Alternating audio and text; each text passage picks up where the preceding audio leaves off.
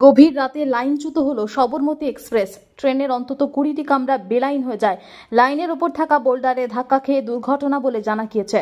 শুক্রবার রাত প্রায় 2:30 নাগাদ উত্তরপ্রদেশের কানপুর স্টেশনের কাছে দুর্ঘটনা ঘটে। তবে এখনো পর্যন্ত হতাহতের কোনো খবর মেলেনি। ঘটনার পর আতঙ্কে যাত্রীরা। বারাণসী থেকে রওনা দিয়েছিল ট্রেনটি, গন্তব্য ছিল আহমেদাবাদ। লোকো পাইলট জানিয়েছেন ট্রেনটি আচমকা বোল্ডারে ধাক্কা খেয়ে বেলাইন হয়ে পড়ে। ট্রেনের ইঞ্জিন ক্ষতিগ্রস্ত হয়েছে বলে জানান তিনি। দুর্ঘটনার ফলে সংশ্লিষ্ট লাইনে ট্রেন চলাচল ব্যাহত হয়। খবর পেয়ে ঘটনাস্থলে পৌঁছায় পুলিশ এবং দমকল। একাধিক অ্যাম্বুলেন্স ঘটনাস্থলে নিয়ে যাওয়া হয়। ট্রেনের প্রতিটি কামরা ঘুরে দেখেন পুলিশ এবং রেল আধিকারিকরা। দুর্ঘটনার ফলে ওই লাইনে ট্রেন চলছে না। একাধিক ট্রেনের গতিপথ বদল করা হয়েছে। দুর্ঘটনাগ্রস্ত ট্রেন থেকে যাত্রীদের সরিয়ে কানপুর স্টেশনে পৌঁছানো হয়েছে। সেখান থেকে অন্য ট্রেনের মাধ্যমে গন্তব্যে পৌঁছে দেওয়া হবে যাত্রীদের।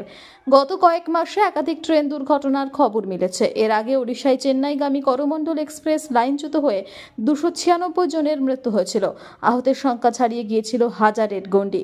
এরপর রাঙাপানিতে কাঞ্চনজঙ্ঘা এক্সপ্রেস লাইনচ্যুত হয়ে মৃত্যু হলো 10 জনের। রাঙাপানি স্টেশনে লাইনচ্যুত হয় মালগাড়ি। গতকালও রাঙাপানিতে তেল পরিবহনকারী ট্রেনের 2টি বগির চাকা লাইনচ্যুত হয়ে যায়। বারবার এমন ঘটনায় ট্রেনে যাত্রীদের সুরক্ষা ব্যবস্থা নিয়ে উঠছে প্রশ্ন।